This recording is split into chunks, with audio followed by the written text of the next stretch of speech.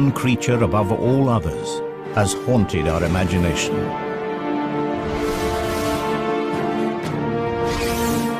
On land and in the air, the dragon has left its mark in the folklore of our ancestors. But what if these fantastic stories were more than myth? What if the legends were true?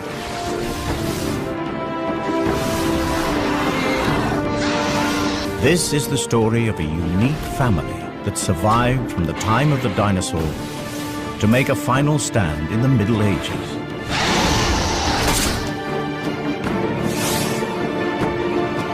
A scientific exploration of a remarkable species. This is the natural history of the most extraordinary creature that never existed.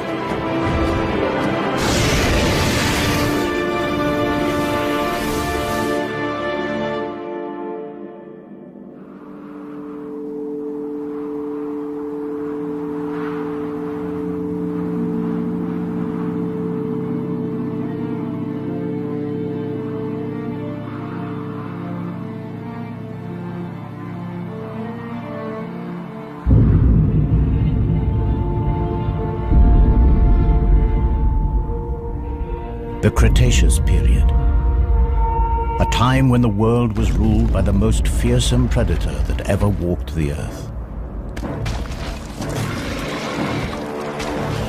Tyrannosaurus Rex.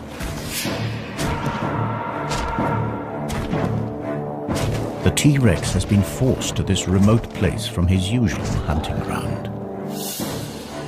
Something has been raiding his territory, and food has become scarce.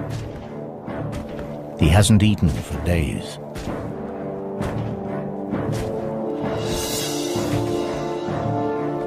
At last, a potential kill.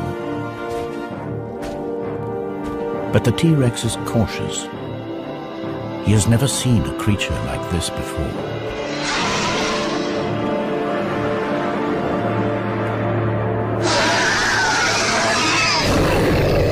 Hunger drives him on. The T-Rex has a clear weight advantage. So his prey bluffs, extends its wings to give the illusion that it is much larger than it really is.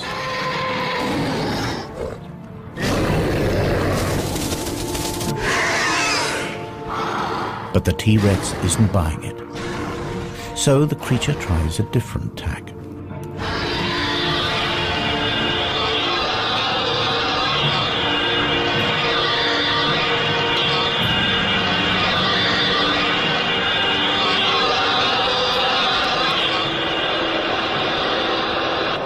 The cry carries for miles.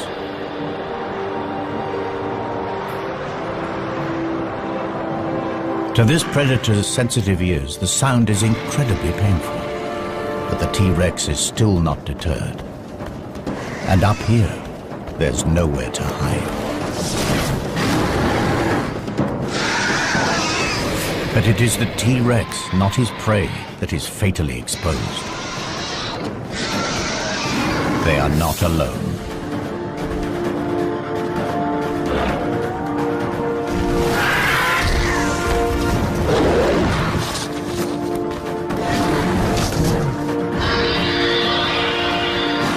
This is an adult female, a fully grown prehistoric dragon. This is her territory and she's protecting her son.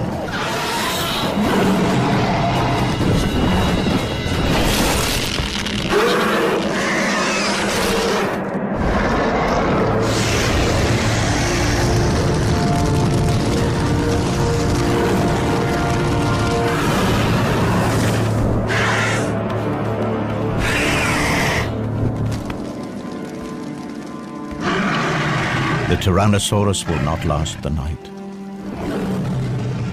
But the mother is also seriously injured. With a broken wing, she can no longer hunt to feed herself or her offspring.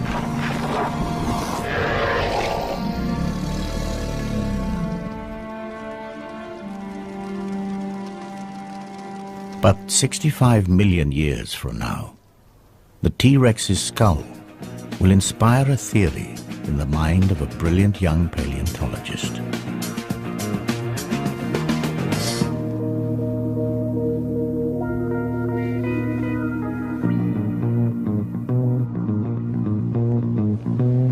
This is one of only 3 intact T-Rex skulls that have ever been found. It all started 5 years ago when I discovered this complete T-Rex in Montana. It was big news. Dr. Jack Tanner, paleontologist, an overnight celebrity. But then I blew it. I proposed the existence of an impossible creature. You see, my T-Rex skull was damaged in a very specific way. To me, the injuries were evidence of an attack by a predator unlike anything known to science. The evidence was undeniable.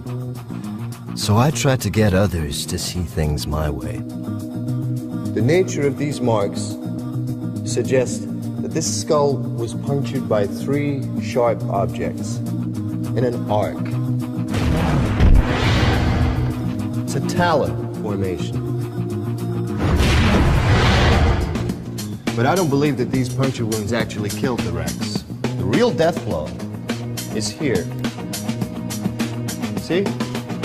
Symmetrical deposits of carbon down both sides of the skull. These are scorch marks. Precise. Aimed. Perhaps my childhood obsession had clouded my thinking. You see, as a kid, I was mad about dragons. Dragons from the high seas, flying dragons from Greenland, fire-breathing dragons from Europe. And here's the thing that got me. These myths came from all over the world, right? From cultures that could never have met. And yet from the Andes to the Himalayas, you could hear stories of dragons.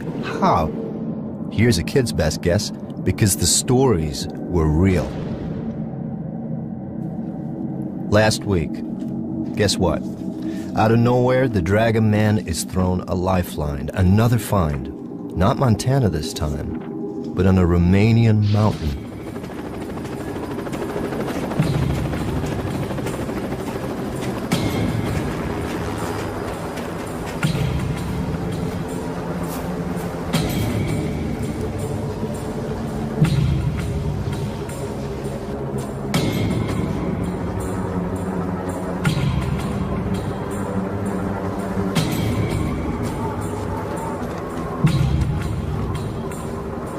Extreme skiers had fallen into a network of ice caves.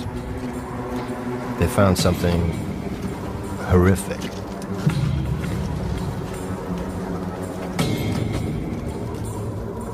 A body, and he wasn't wearing the latest lightweight thermals. It was ancient. There's nothing the police could do with a 15th century corpse. This was a case for historians, not detectives. But police being police, they couldn't resist a nose around. They uncovered a medieval crime scene. A massacre.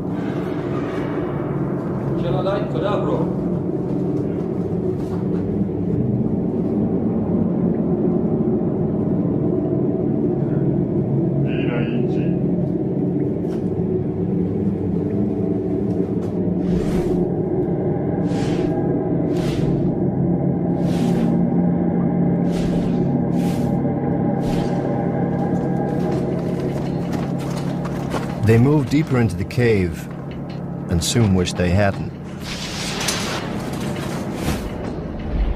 Now, I don't know the Romanian word for dragon, but someone said it.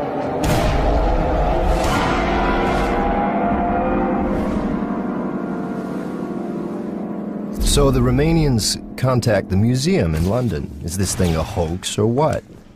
Now, the museum, they're ready to pass. They have an international reputation to maintain. I get to hear about it and figure I'm the perfect solution. The man with no reputation to lose.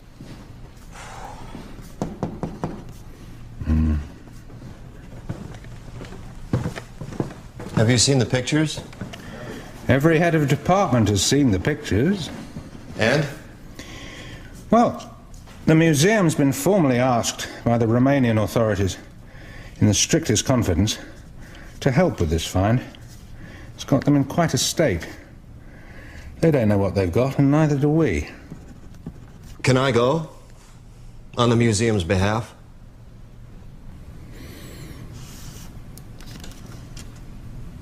I can call a meeting.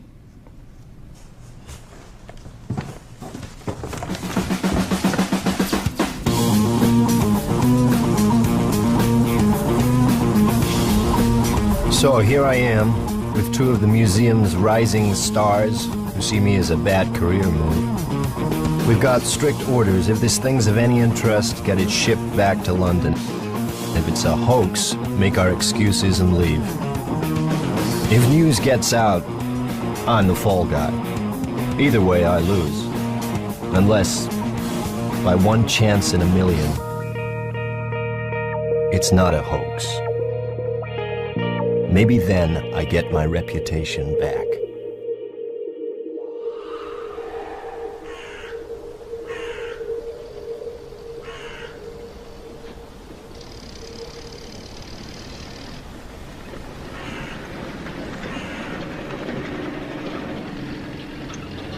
It starts badly. They've moved everything off of the mountain. Who knows what evidence might have been disturbed?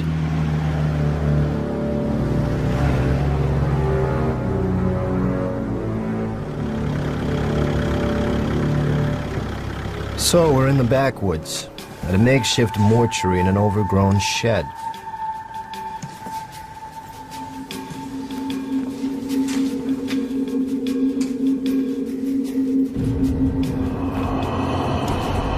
The official word is the bodies have been blackened by ice, but I wonder. Ask me, I'd say they have a different story to tell. But I mind my own business. My assignment is through here.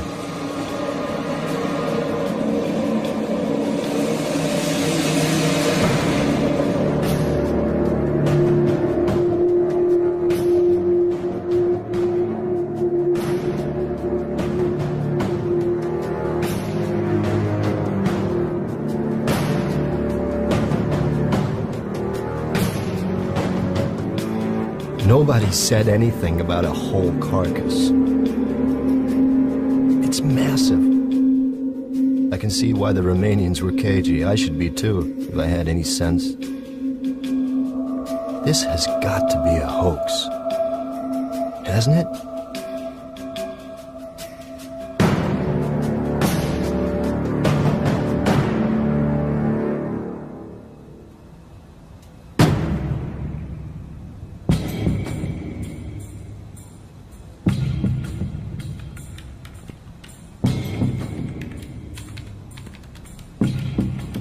Okay, so let's get this over with. 12:05 p.m., June 25th. Dr. Tanner and team have forced to begin an immediate examination of an unidentified animal. The skin looks real enough. Too well preserved. If this is a hoax, it's the best I've ever seen. Okay, sweetheart. What are you?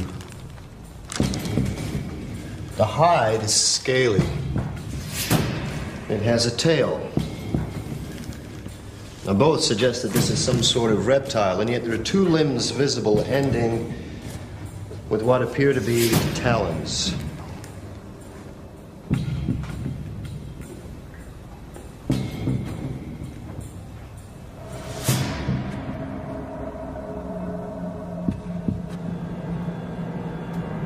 Now, these are general characteristics.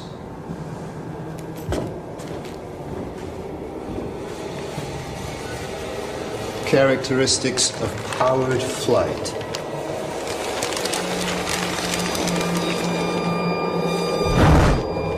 Could this thing really fly?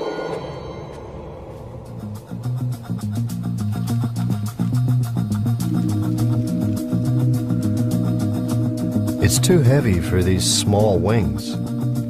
They couldn't create nearly enough lift to get its carcass off the ground. You see, to fly, you have to obey the laws of physics. There is a relationship between weight, power, and wingspan.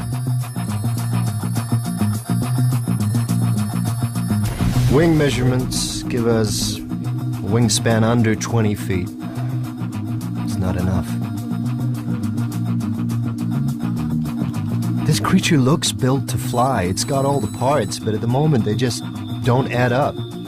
Estimated weight? I'm guessing 900 pounds, maybe 950.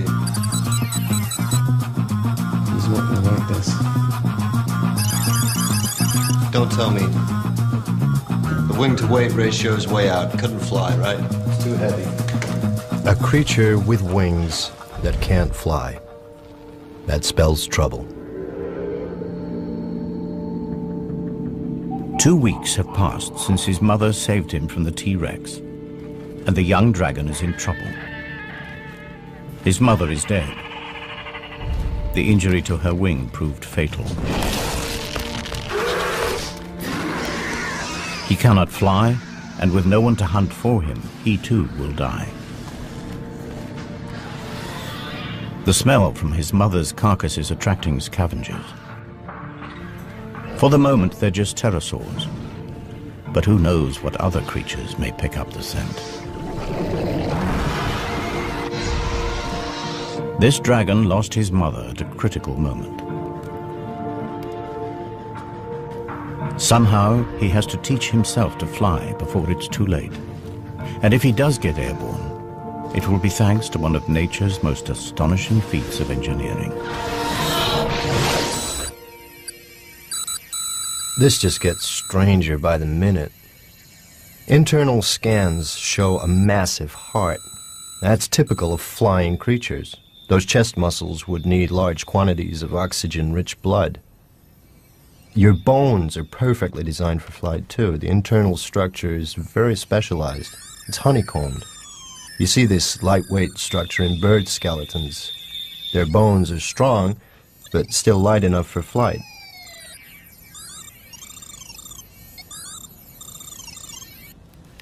But you're still too heavy for those wings. Come on, what's your secret? Any good news? There's something unusual inside the chest cavity. What are these? The image is too fuzzy. We don't have time to speculate. I'm going inside.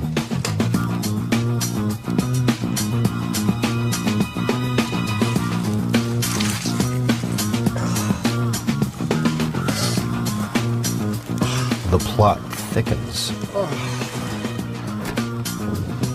The second pair of lungs? But there's no internal structure. Bladders, maybe? They must have held something. Will you pass me a syringe, please?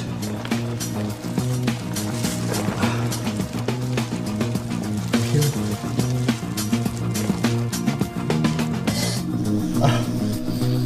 It's gas. Analysis, please.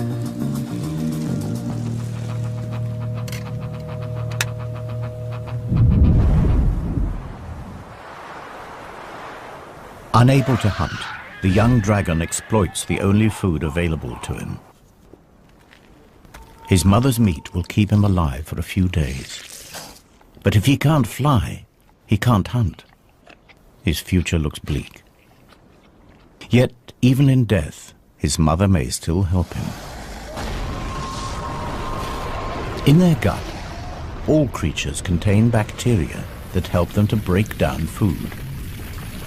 And as they do this, they release gas.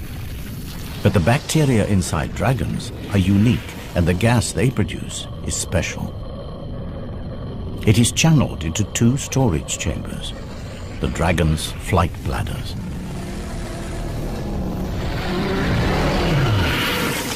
Alongside the super light skeleton, these bladders provide the key to flight, provided you know how to use them.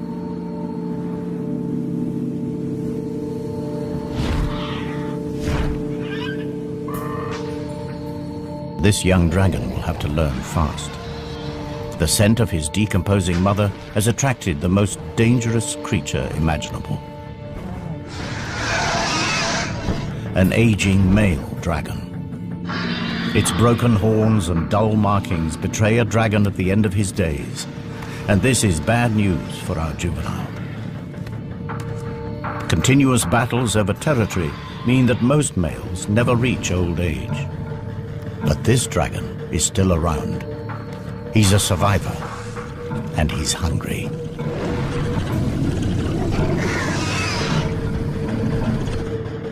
The youngster senses that given the choice, he'd prefer fresh meat. And this time, his mother isn't there to save him. His only hope is to take to the air.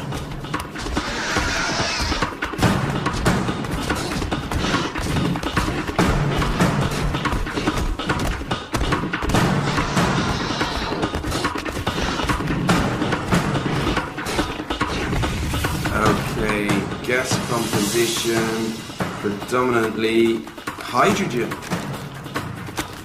Hydrogen. It's 14 times less dense than air. It's odorless, colorless. You put hydrogen in a balloon, what happens? It floats away, right? The juvenile heads for the trees. The old male cannot fly here.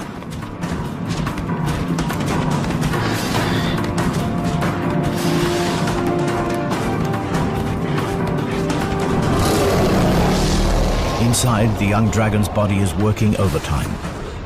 Heart beating, muscles pumping, and hydrogen is collecting at a phenomenal rate.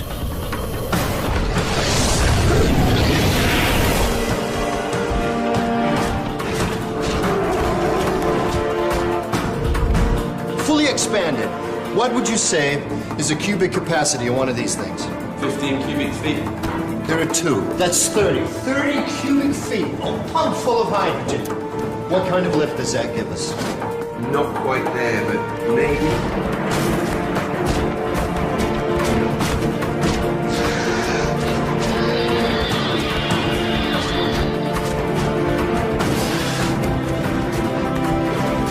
The youngster's flight bladders are now full, but crucially, so is his stomach. The undigested meat is weighing him down. Just in time, instinct takes over. He empties his stomach and spreads his wings.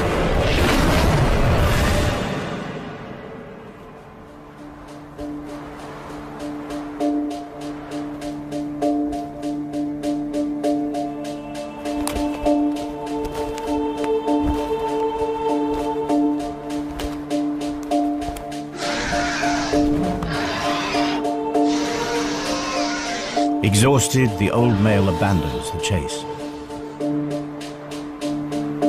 Our young dragon has found his wings, just in time and for the very first time in his life.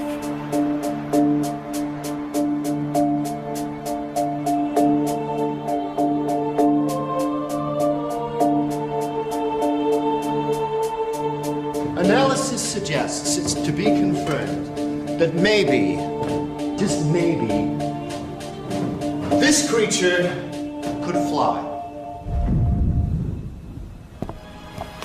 This is no hoax. This thing is for real. A gigantic flying lizard. Too much to expect that you could breathe fire, too. If it's interesting, bring it back to the museum. That was the plan. Well, it's interesting, all right. But let's see what else we can find out before we have to leave. Okay. Time to put our heads into the lion's mouth.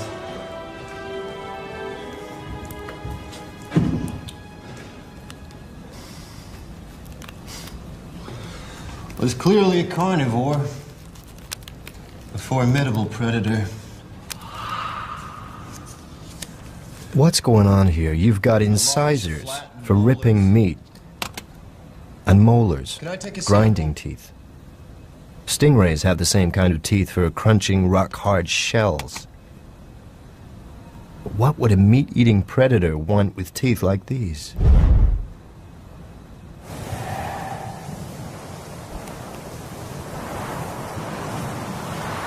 Several years have passed. and how Juvenile is now a young adult. But he is homeless. Without territory, he will never have a regular supply of food, and he will never mate. But his time has come. In the past, he has strayed accidentally inside the territory of dominant males. Today, there is no mistake. It is a daring act.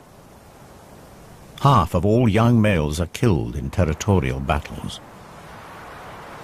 The dull coat of adolescence has transformed into a vibrant display designed to intimidate rival males.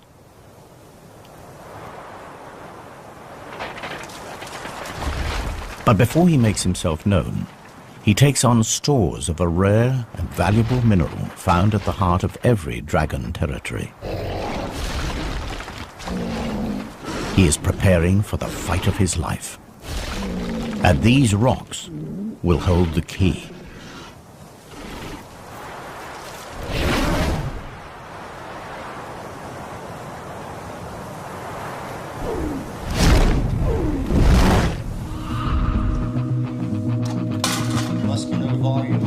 The inner surface of the mouth is incredible.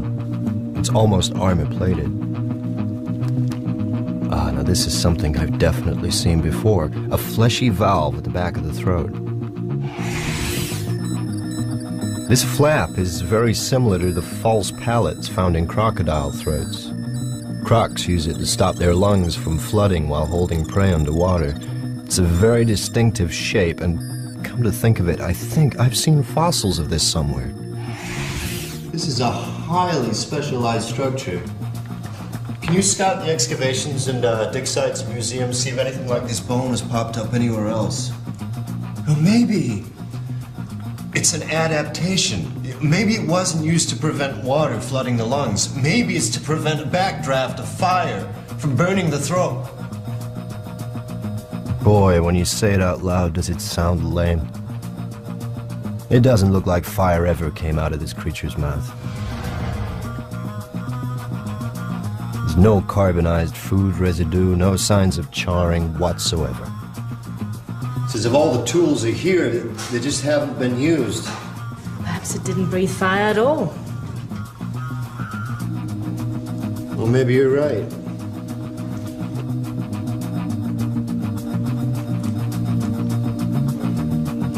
Let's take a step back. Nature isn't constrained by our lack of imagination. Think about it. The natural world is full of bizarre creatures that have the most extraordinary weapons, tongues like spears, colors that change, and shapes. Lassos even, but a creature that breathes fire? Bear with me. Meet the bombardier beetle. Now, when this guy gets angry, it fires out liquid at a temperature of over 200 degrees Fahrenheit. Now, how's he do it? By pumping a liquid fuel into a reaction chamber where a catalyst ignites it. The exploding chemicals have nowhere to go but out. And with a bang! Now, is that how dragons did it?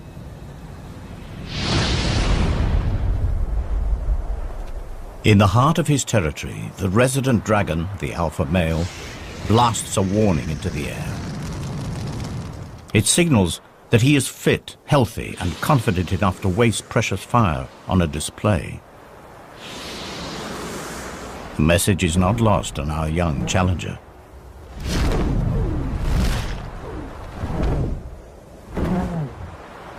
If he has any chance at all of winning this duel, he must be at his very best, because the stakes are high. With territory comes not only a guaranteed supply of food, but the one thing every young male needs if he is to leave his mark on the next generation: females. And this female is the reason he is here. She's in season, and for just 1 month will breed with the alpha male. He's killed for her before, and he'll do it again.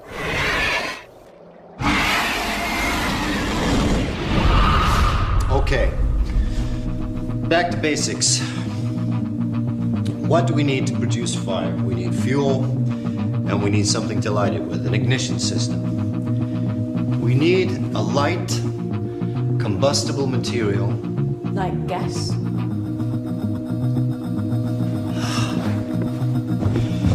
Now, what did you say was in these things?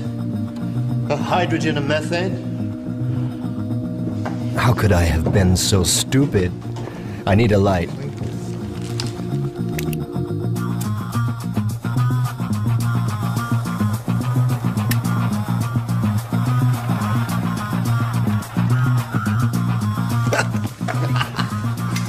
It's hydrogen and methane, both combustible gases, both lighter than air. These sacks double up as buoyancy aids and fuel stores. Evolution at its most economical. So far, so good. But how did you ignite it? Can I take a sample, please?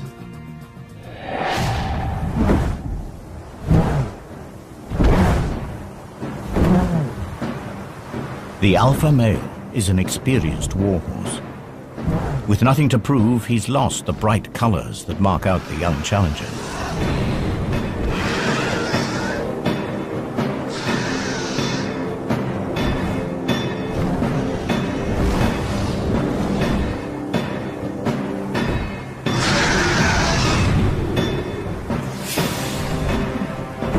Experience tells immediately. The alpha male catches our youngster with his first strike. Instinctively, the young dragon heads for cover. The cold, damp clouds will also dull the pain. But the alpha male is not without his problems. These dogfights are calculated affairs. The hydrogen in his fuel tanks also has to keep him airborne. Every blast of flame reduces his mobility.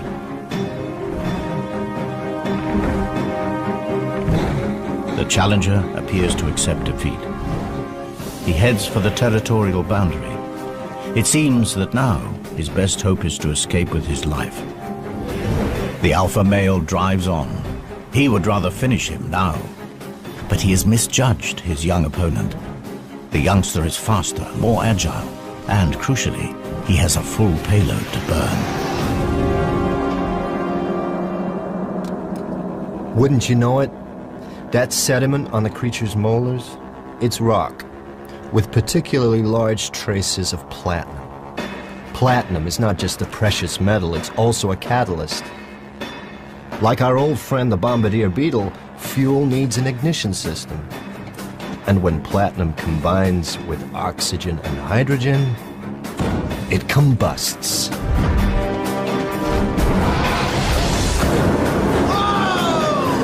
It produces fire.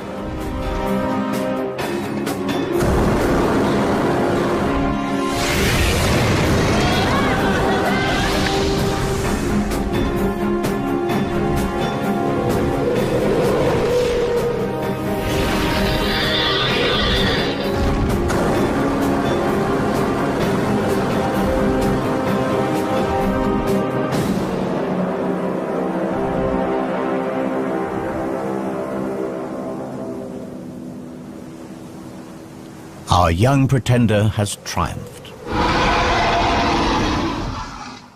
The female prepares to accept her new dragon overlord. All his life, he's fought the odds, and at last, he's made it. My theory was right after all, and you're the proof. You could fly, you could breathe fire. 65 million years ago, one of your ancestors killed my T-Rex. So how did your ancestors survive when the dinosaurs didn't? The natural history of our planet tells me that it simply couldn't have happened.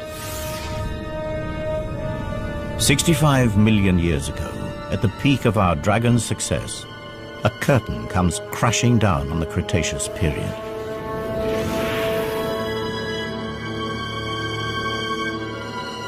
A meteorite the size of Mount Everest smashes into the planet. Known as the KT event, it wipes out nearly all life on Earth.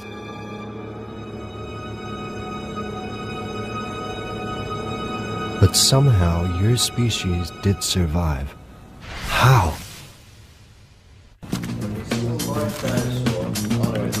If the KT meteorite finished off the dinosaurs, how did a giant species like yours survive? Let's think straight. What other large creatures survived KT? Sharks, skates, rays, turtles, coelacanths, amongst others. And all have in common? Their marine life. And crocodiles, too. Crocodiles. The false palate, it's found in crocodiles. Raised nostrils, suggesting a creature that could hold its prey in its jaws and breathe while completely submerged in water. But this creature didn't swim, it flew. It has wings and talons, not webbed feet, suggesting the palate must be an evolutionary relic. Somewhere in the dim and distant past, this creature's ancestors lived in water. You swam from extinction.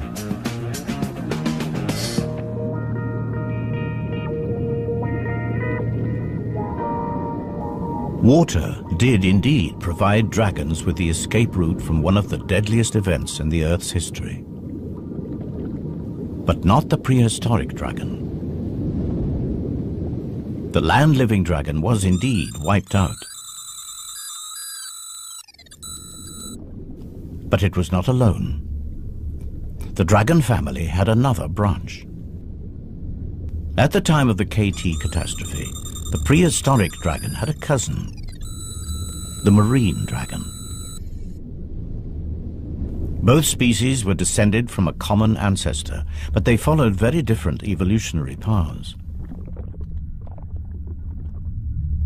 The marine dragon lived in the sea, and life in the sea was less affected by the KT event.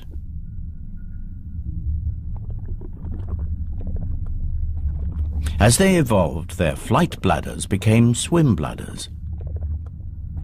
Their large wings reduced to become fins, and their powerful tails became rudders. Marine dragons thrived.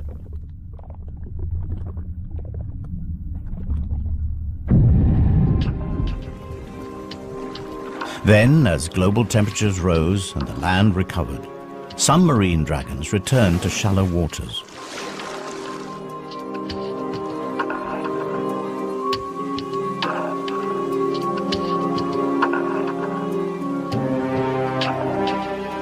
Through estuaries and rivers, they eventually made their first tentative steps back onto land.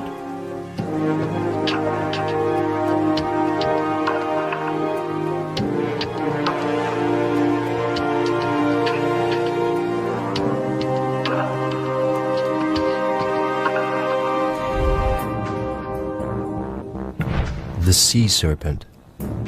Are the legends actually about marine dragons?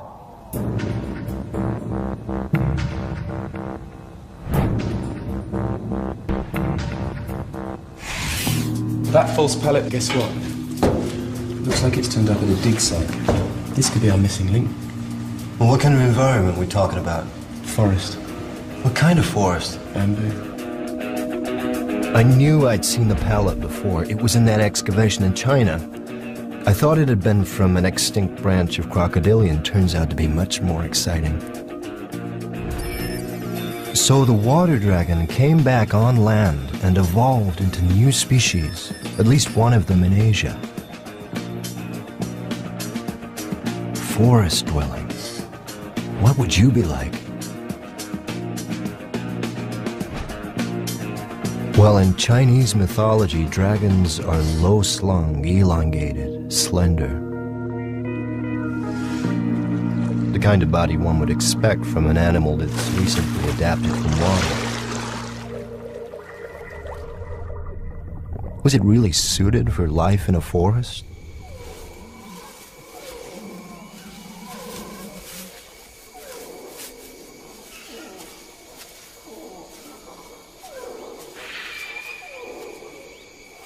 The dragons that return to land discover that the prehistoric world has changed. The era of the dinosaur is over, and a new order of animals has risen up to fill the void. Mammals. And mammals provide plentiful food for dragons. The trick is to catch them.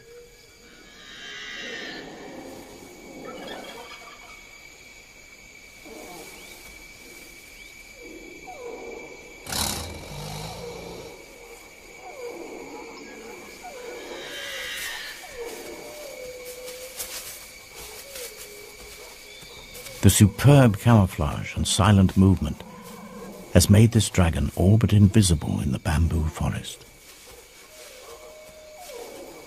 The wings on this dragon are too small for flight, but the flight bladders provide gentle lift and allow her to glide silently across the forest floor. The markings on her skin break up her outline in the dappled forest light. And to be sure, this massive relic from the age of the dinosaur has had to develop new tricks. Hunting mammals in this compact environment requires tremendous guile. Small, fast, and agile, mammals have incredibly acute hearing and smell. Alerted, they can disappear in an instant. Positioning herself downwind from her prey, she lies in wait and listens intently.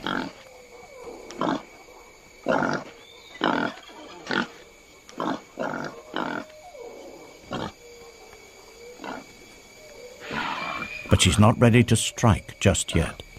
Not before unveiling a highly specialized weapon that gives her an edge against this wary prey.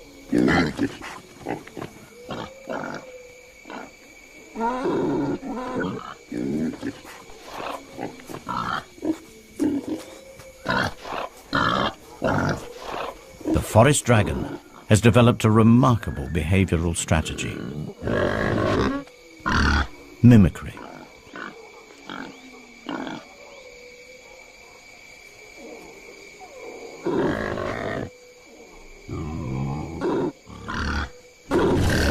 By carefully controlling the flow of gases from her flight bladder, she manipulates her voice and entices her prey.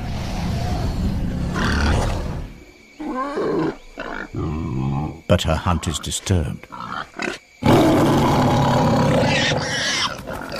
There's an intruder in her territory, a creature that will come between this dragon and her prey for the last time. It's not just the invasion of her territory that riles her, or the loss of the odd meal. This animal is a real and emerging threat to her very survival.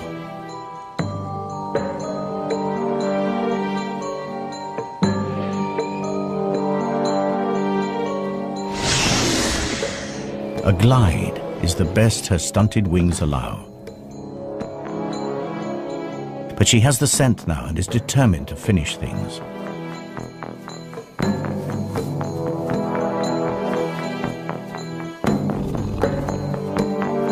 Smaller and more mobile in the forest undergrowth, the new mammalian predators are proving to be accomplished hunters.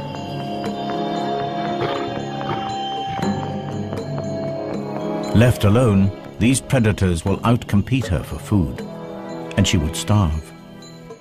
She isn't going to let it happen. The dragon closes to striking range. She blends into her surroundings, unseen, but not unheard.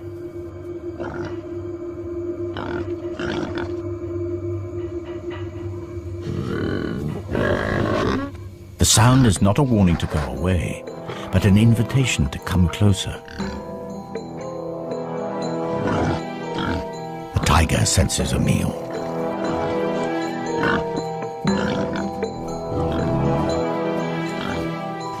But he is a cautious hunter.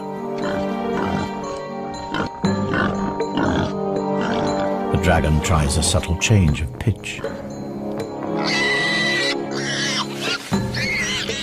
The prey sounds distressed. An injury, perhaps?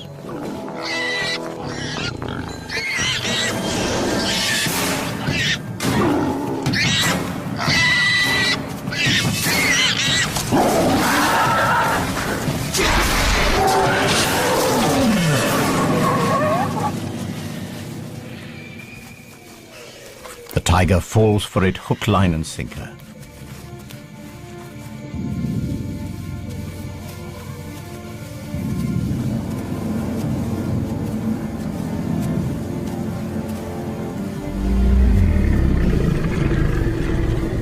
One less rival, one more meal. The kill is taken to a clearing.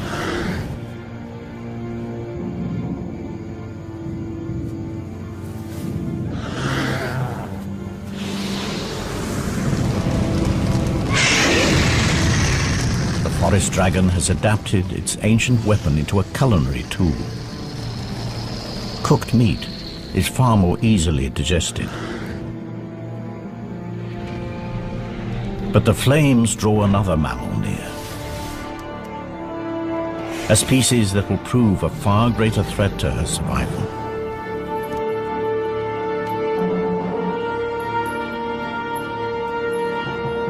I came here to expose a hoax, and suddenly a whole reptile family is coming to life. What a family. Of all the prehistoric giants, only yours survived the KT catastrophe. And you weren't the only dragon. Seems there was a forest-dwelling Asian dragon, a sea dragon too, just like the myths. Could there have been others? I need more time. The helicopter will be with us any minute, and soon we'll be heading back to England. And once this thing's back in the museum, I won't get a look in.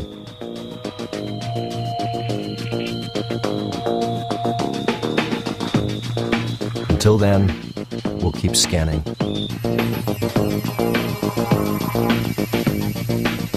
You need to look at this.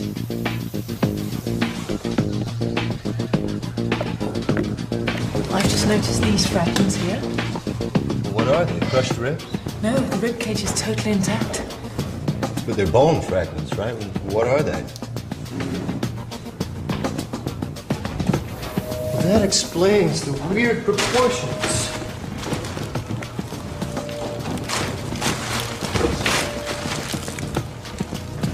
Of course. It's got 4 legs. And 2 wings.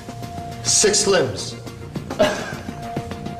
No vertebrate that ever lived has 6 limbs.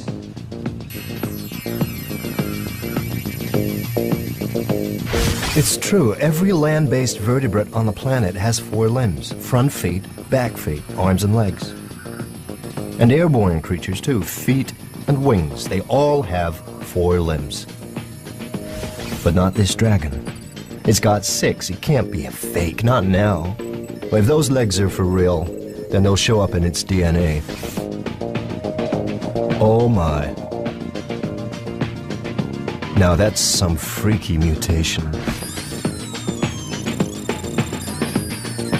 This creature has a genetic adaptation unlike anything in the animal kingdom, and wouldn't you know it? In the gene responsible for generating limbs. And it's here in mythology, too. The Chinese, the Aztecs, Polynesians, they all drew images of creatures with the same adaptation, giant 6-limbed reptiles. The clue was there all along. How could I have missed it? These drawings aren't wild imagination. They're records. These primitive people were telling us something, and we weren't listening. And if the images are accurate, then there are even more evidence that there were many types of dragon, and they lived everywhere on the planet. Okay, we've got evidence for a marine dragon, the sea serpent of legend, a forest dragon that lived in Asia, the Chinese dragon that adorns 1,000 pots, and you, well, let's call you the mountain dragon. Have you left your mark on European folk history?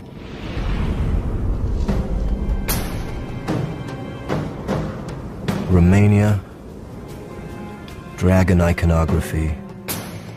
Here you are. Recorded in stained glass. The locals called you the devil from the mountains. And the legend conforms pretty much to type, terrorizing local folk, raiding livestock, breathing fire, a monumental battle to the death. Is this a 15th century photograph of you?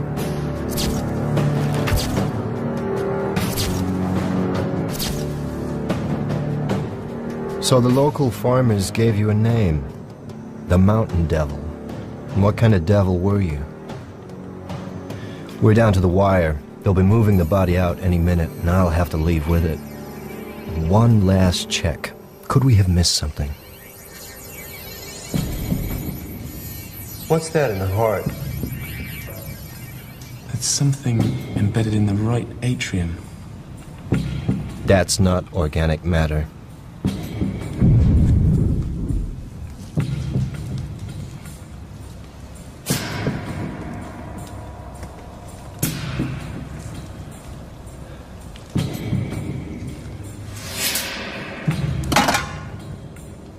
This could be really important. Unequivocal evidence that dragons and humans were at war.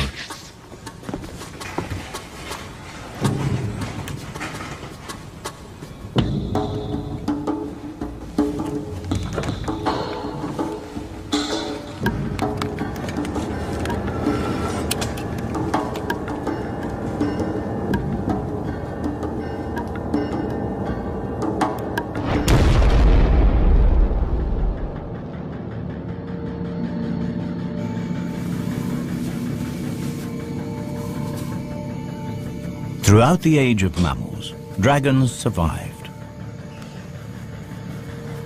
But their survival was precarious. Fire was the ace that kept them one step ahead of the competition.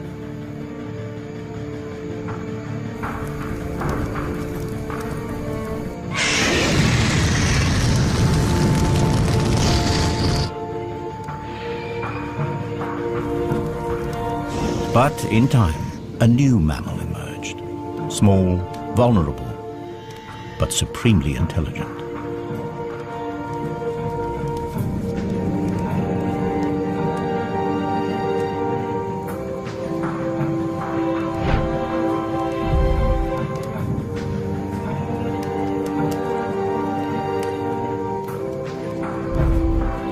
Physically, man was no match for a dragon, but he recognized the possibilities of fire.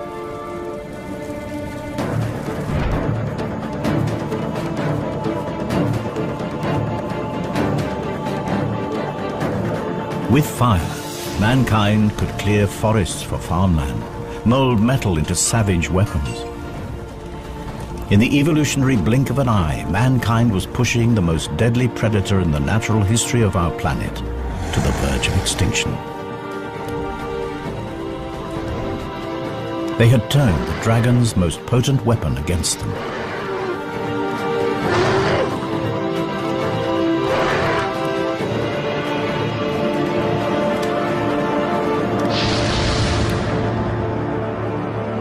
The stories of these epic battles were recorded in folklore around the world, culminating here in Romania. A dark story passed down through generations. The story of a demon on a mountaintop, and of knights drawn into the mist, never to be seen again. Until now.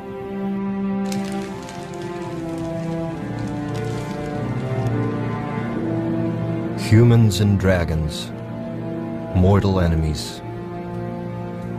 If these knights went looking for a dragon, it looks like they found one. This isn't ice damage, this is carbonization. These men were burned alive by a dragon for sure, but not ours. Our dragon never breathed fire.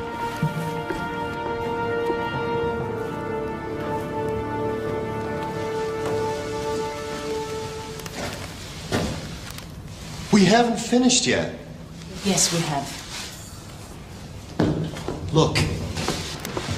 Look. Carbon. I found it on one of those bodies out there. Those bodies have been scorched.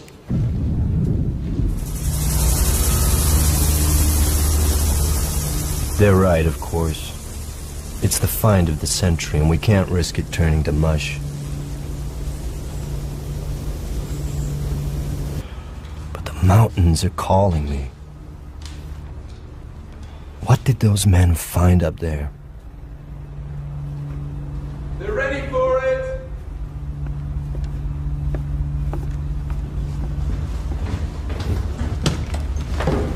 This section here. Am I misreading this? Is this a reproductive system? These are oviducts, right? Small ovaries. The female. Yet there's no evidence of follicular activity. The reproductive tract is immature. It's a juvenile. It's a baby. That clinched it. The creature in the autopsy room was a baby.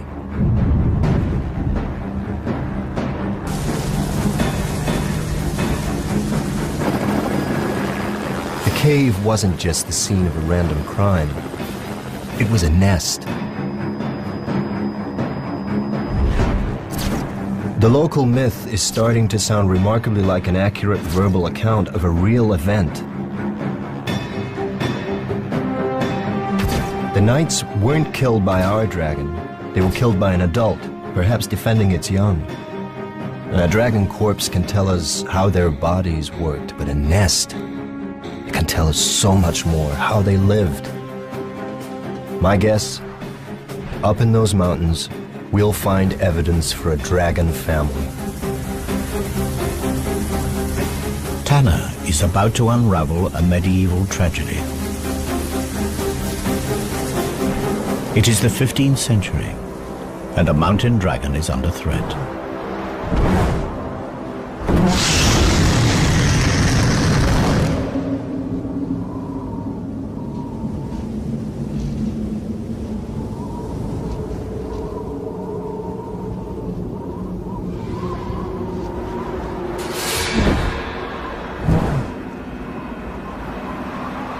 The distant ancestors of this female mountain dragon fed on the wild herds that roamed the vast Asian grasslands. But the herds were tamed by man. For dragons, they were no longer fair game. They were livestock. And so the dragons that gorged themselves on the plains have been driven to the remote regions of Europe. And in this remote place, wild game is scarce. Today, she is hunting the rarest creature on Earth. But not to eat. Today, she's looking for a mate. She spreads her scent throughout her territory.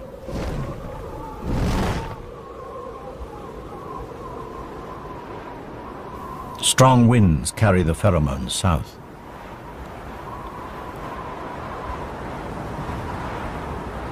Female dragons mate once every 7 years, yet this mature female has never seen a male dragon.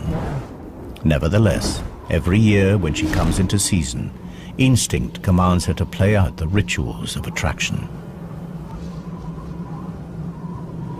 Her season is almost finished, and the window will close for another year.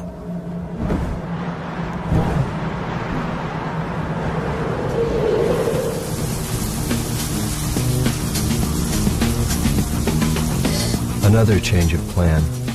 Something interesting about a half-mile below the cave.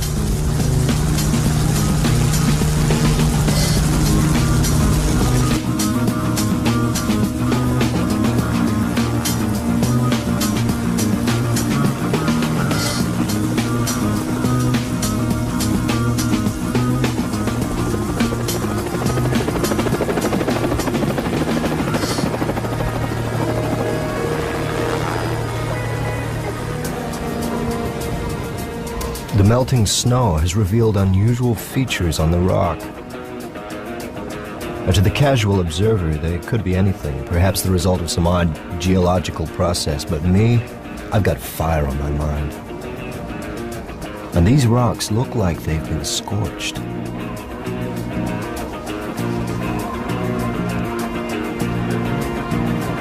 No, don't worry about samples. I need you to follow this line and look for more burn marks. And tread carefully, watch for hidden crevasses. Okay, approximately 2 hours due south from the drop-off point, heading towards the scene of death. Can you take a GPS reference?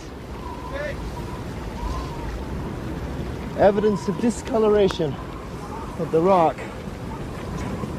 Seems to have been subjected to a blast of intense heat. It's literally scarred the rock. These rocks have been burned to melting point in symmetrical lines. The dimensions are frightening. Lightning couldn't do this. Forest fire? It's not likely. We're halfway up a mountain at the edge of a glacier. The lair is nearby. Was there some kind of fight?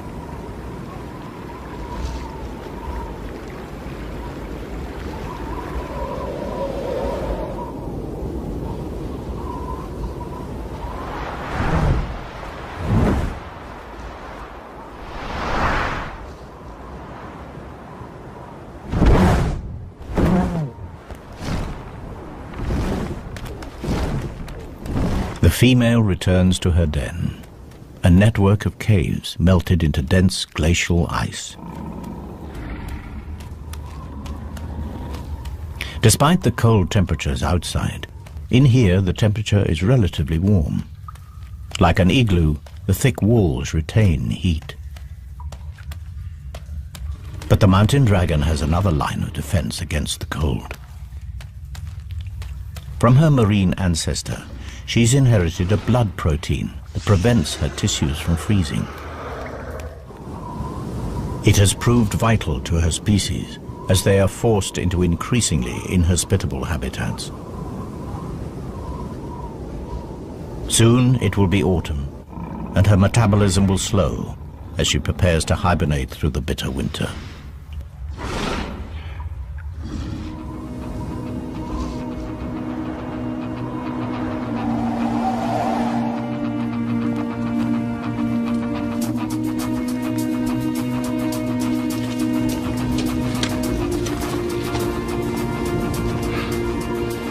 This is it.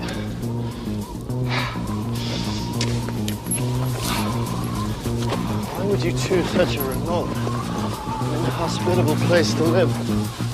Come on.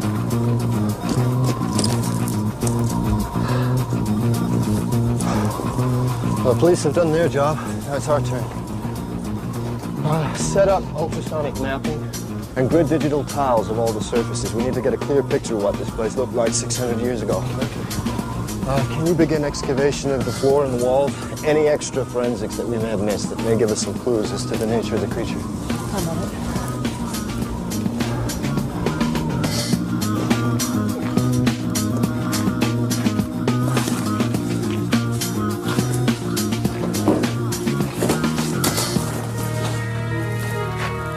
So this was where they found you. Gridding tile 1, set. The laser scanner will help us build a map of this place, and then we can accurately record the position of everything that we find. Any mapping results yet? I've gridded most of the cave, but it's a labyrinth in here. It's anyone's guess what's behind these walls.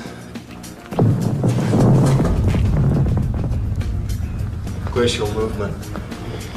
Set those echo scan charges at minimum. We don't know how unstable this place is. Echo scanning. Small explosive charges send shock waves into the ice. The echoes will tell us what's behind them.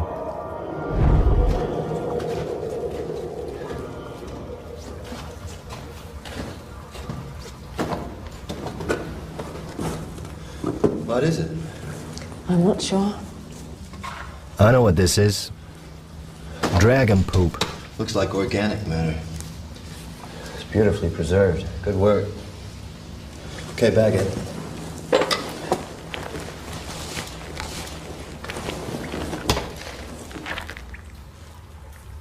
Sorry.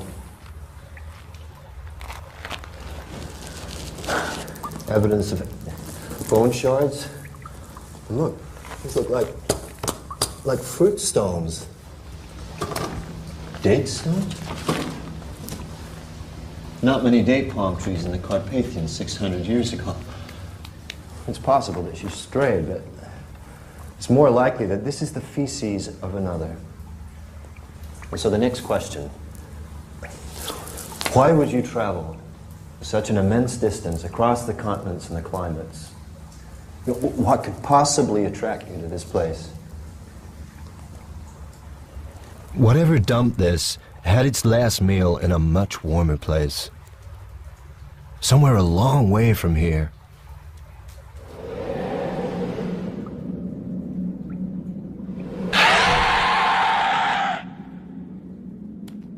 The female's curiosity is aroused.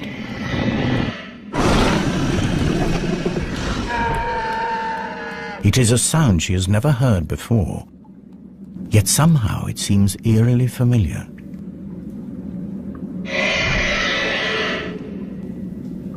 She is compelled to investigate.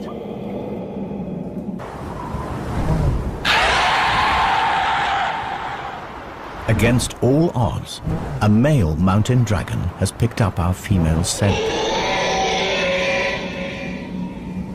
He's a nomadic dragon from the Atlas Mountains of North Africa. His search for a mate has brought him across southern Europe to the Carpathian Mountains. Now he has found her, instinct takes over. And they do what their kind has done for thousands of years.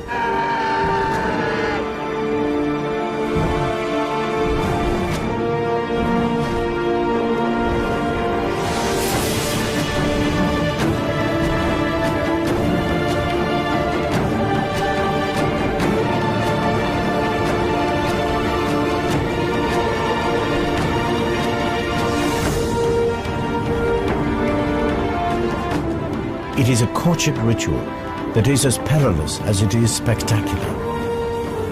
At the height of her climb, they lock talons and drop in a dazzling free fall. It is the ultimate test of faith.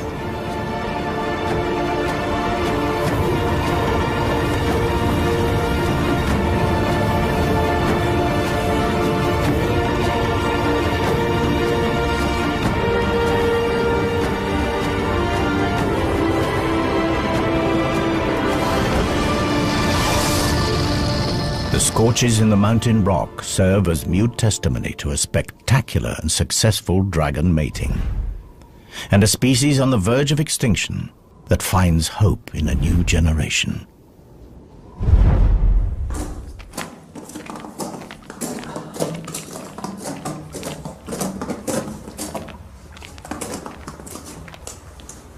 What is that?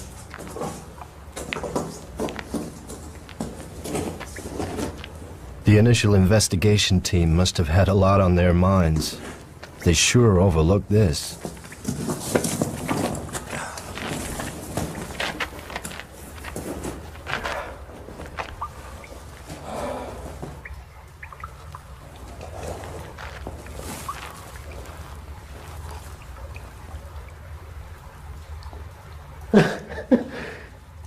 It's a nest. Judging from the size and shape of the calcified fragments and the curvature, I think it's safe to say that this egg was of considerable size. And given the fairly limited number of fragments, I think it's safe to say that only one egg would have been incubated at any one. Oh my God.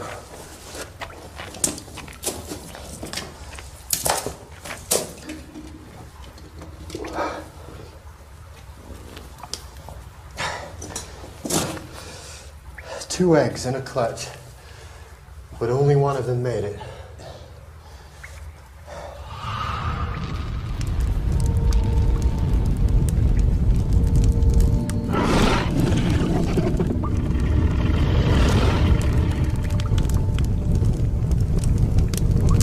Crocodiles bury their eggs in active compost to keep them warm. Dragons have a much more direct method.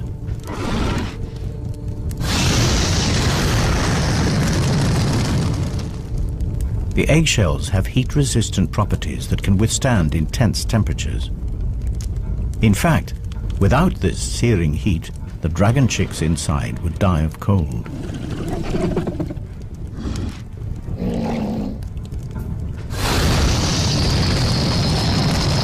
The rocks shield the eggs from the direct blast, but they also retain heat, releasing it over a long period and keeping the temperatures inside the nest stable.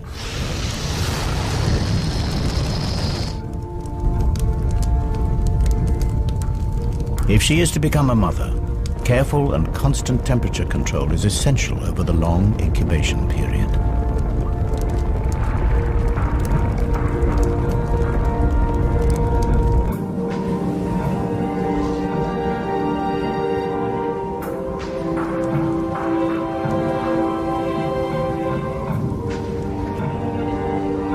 Her mate returns from hunting. He has been unsuccessful again.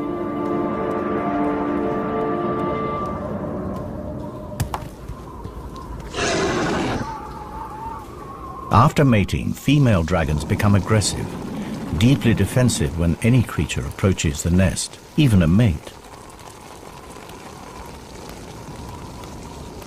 In order to placate her for the lack of food, he brings a gift.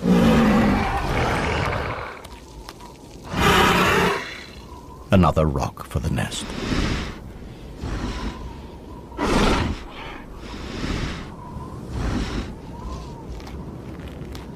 The male is now clear to enter the cave. The female will take her turn to hunt.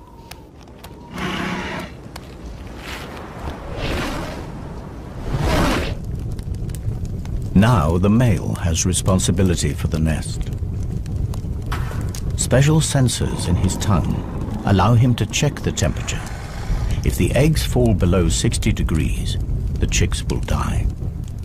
Yet, quite deliberately, he lowers the temperature. There is method in this apparent madness.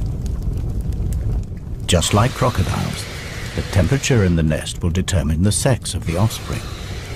Cooler temperatures encourage the development of females. Males, even sons, will compete for territory, food, and breeding females. Females suit him better. In normal times, this self-serving strategy is sound, but in a species on the verge of extinction, an imbalance in the sexes could prove fatal.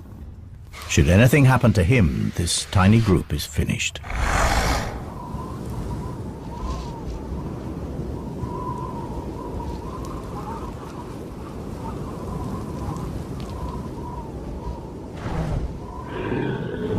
The female returns empty-handed from another hunt. The male is not at his post.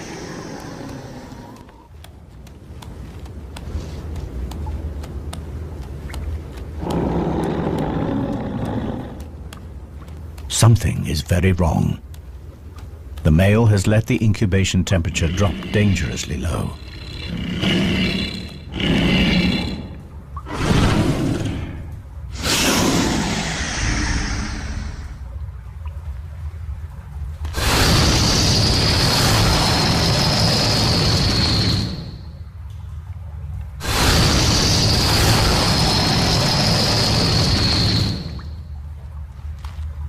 It is already too late for one of her chicks, but one might survive.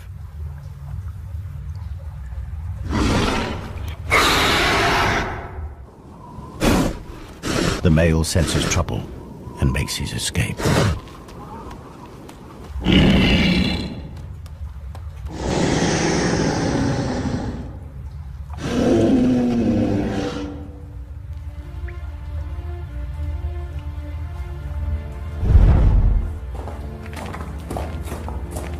The cave continues to yield up its secrets at a fantastic rate.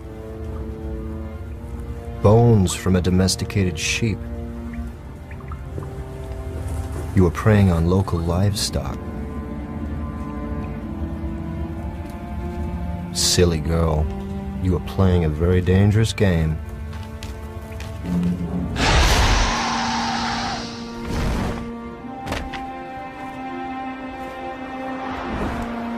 The female has taken to raiding livestock for food. She has good reason. This is her daughter. And her survival is the most important thing now. But by stealing from farms, she risks provoking the locals and placing her daughter in danger.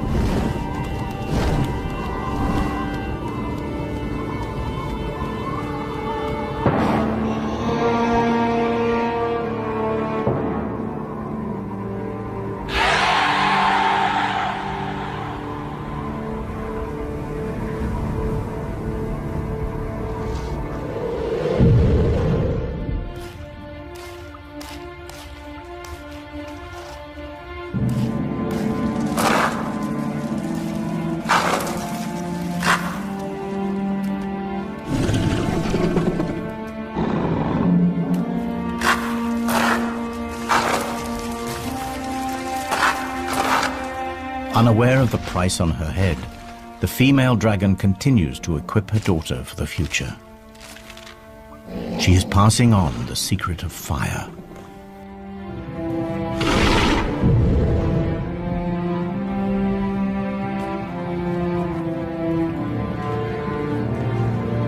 These marks could have been made yesterday. They were after something in the rock. We'll need tests, but my guess is that we'll find platinum. This nest wasn't built here for the view.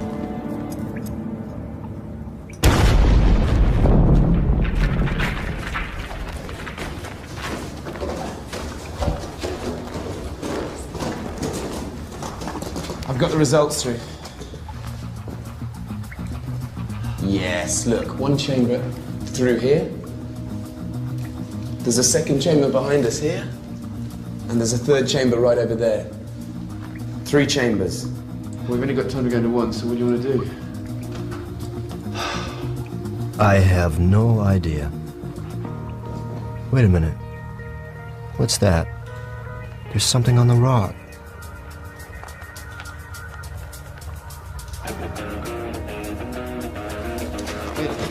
Stand here. Stand here. Put your arm, this arm. Stay there. Just don't move. No, put your arm back.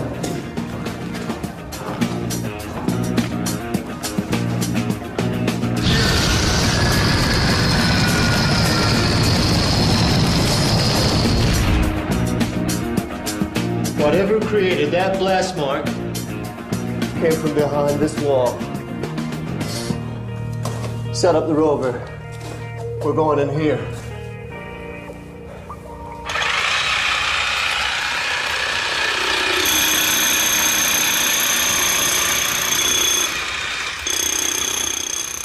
The ROV, Remote Operated Vehicle. One of the latest additions to the paleontologist arsenal. The small camera can scoot through the tightest holes to send back pictures.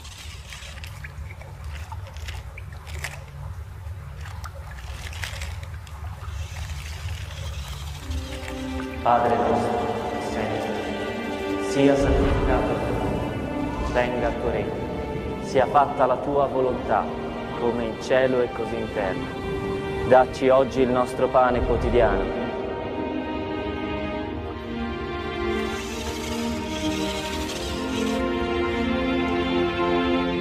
E rimetti a noi le nostre debiti, le nostre colpe, come noi le rimettiamo ai nostri debitori.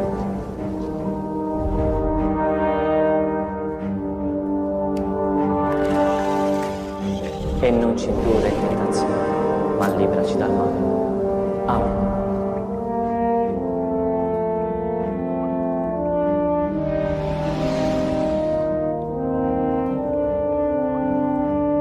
We gotta get in there.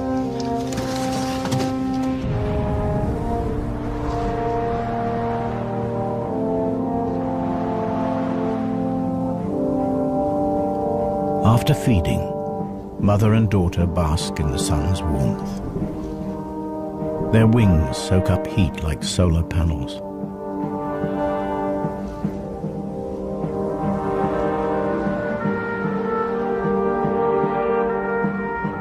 In a rare moment of intimacy, they lie together and share body warmth. Soon the mother will have to hunt, and her daughter will be left unguarded.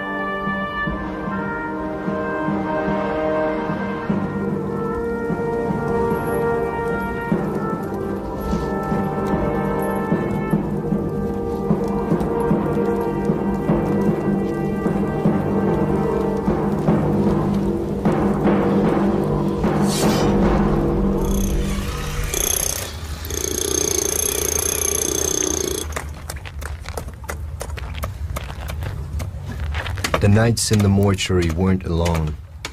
This place is looking more like a war zone. The question is, whatever killed them, is it still in there?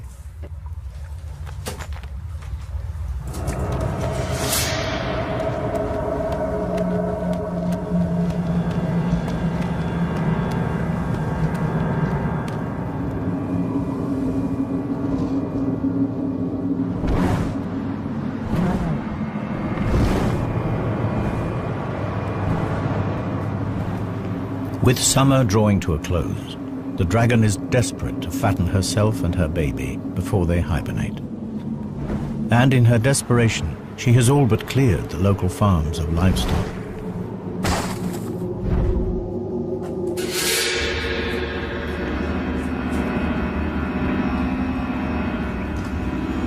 There are 2 more bodies in here. There doesn't appear to be any evidence of scorching.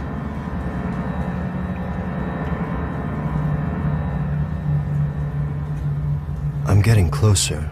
I know it. Where are you? Wait, there's another passage. I'm going through here.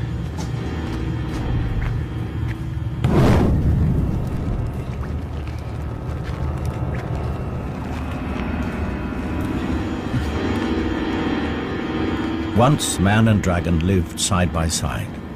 Dragons were respected, even worshipped. Now they are hunted like vermin. Man has driven dragons to these remote habitats. Now even here, they are not safe.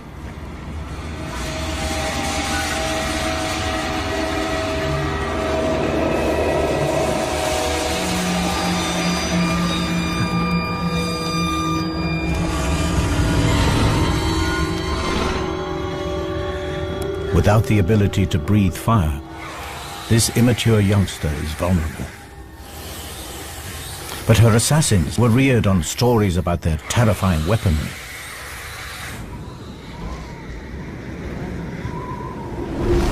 Wary of the fire-breathing devil, they are cautious. Eventually, they sense that this dragon carries no threat.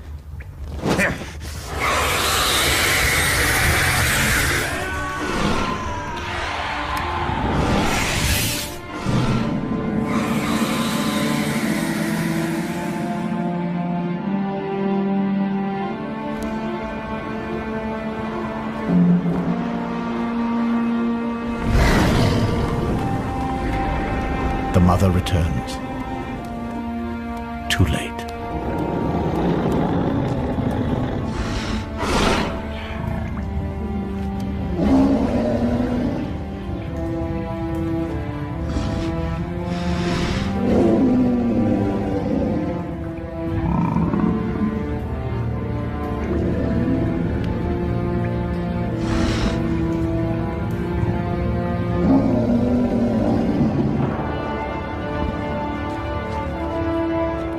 But her grieving will have to wait. She catches a scent, chilling yet familiar. In a final insult, the assassin wears the blood of her daughter as a trophy. These warriors may have survived many battles, but nothing can prepare them for the fury. They are about to reap the whirlwind.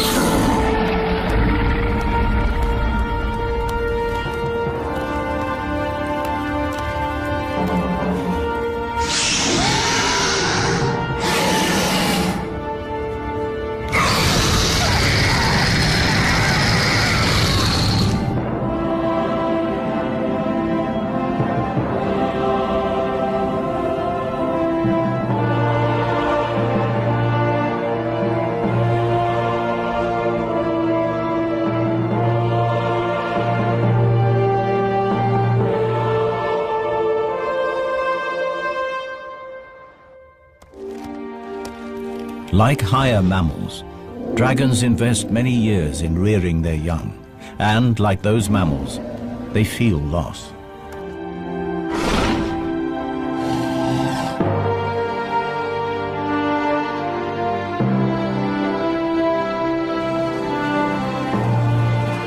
But the trauma of her daughter's death has brought the female dragon into season.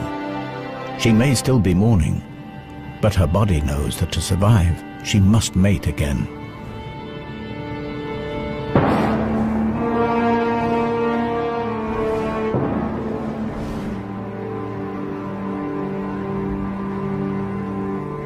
She starts again the process of attracting a mate back into her territory.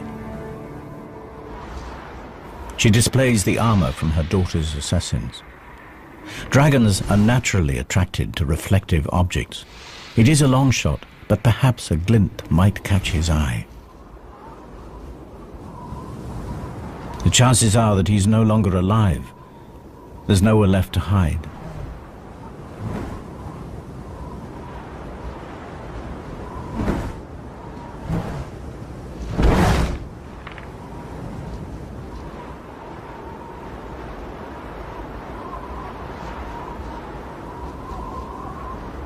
As winter draws in, hibernation beckons.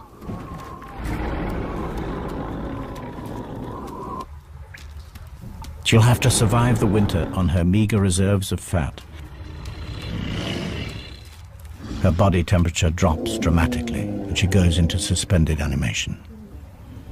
All her usual functions are placed on emergency status, and her hydrogen reserves fall to almost zero. And in this state, she's as vulnerable as her daughter.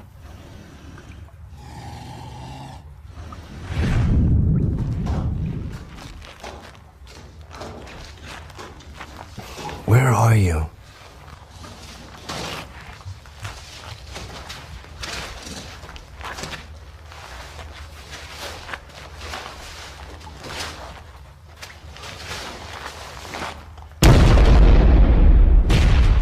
Another body! A spear. A body. It's crushed by something.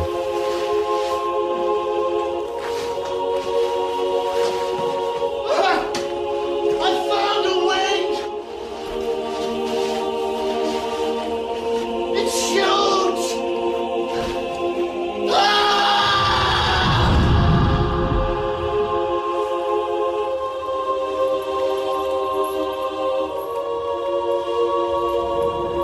The female is woken from her torpor.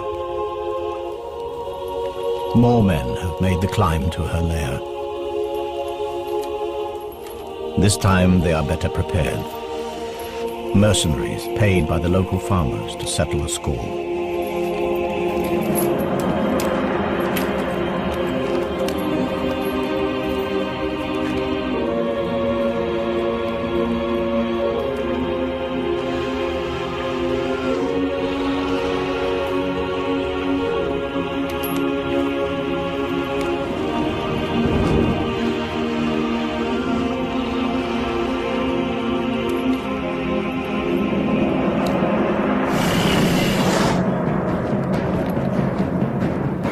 Without food, she cannot make hydrogen. And without her precious gas, she cannot fly or breathe fire.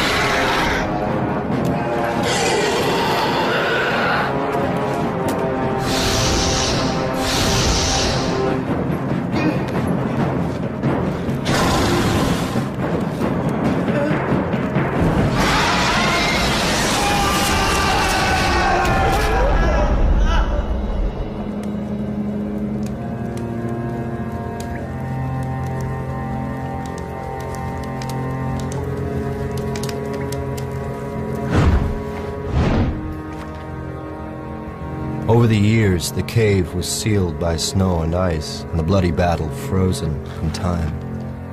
The dragon faded from reality to mythology, and would have stayed that way had these two dragons not revealed their secrets to us.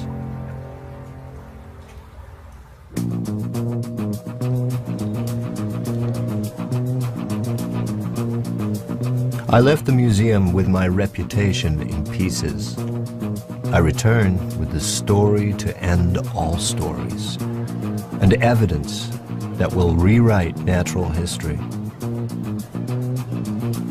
The creatures of legend were real, but the legends gave a twisted view of reality. I fill my colleagues in about the fantastic family that we have unearthed. A group of animals that lived alongside the dinosaurs, that escaped annihilation by going underwater, that re-emerged all over the globe, claiming forests and conquering mountains.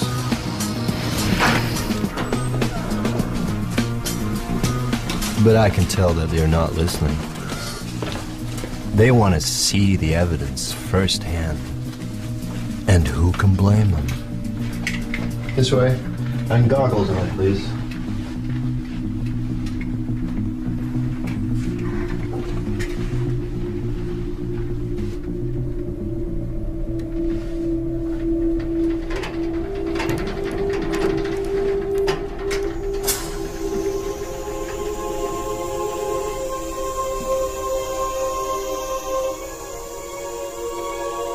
The story of life on our planet has been rewritten by a mother and her child, reunited.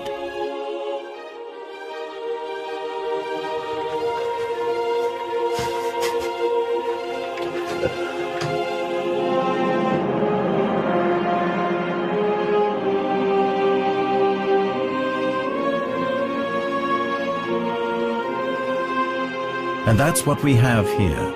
The last of a legendary line. Myth made real.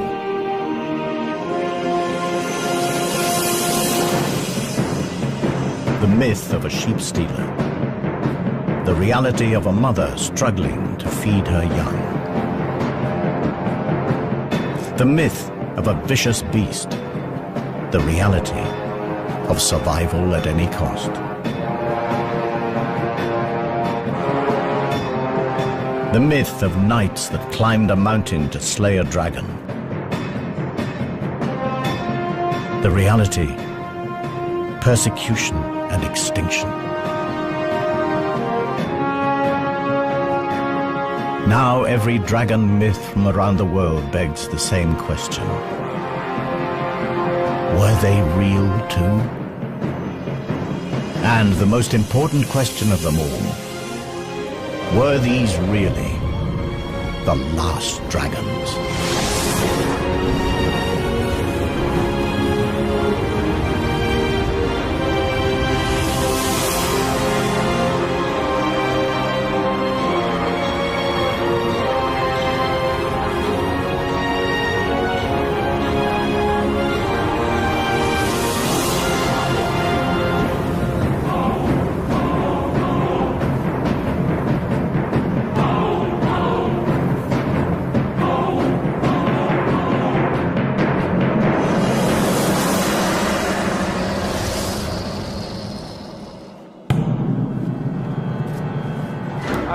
Professor Tanner, I thought I'd catch you.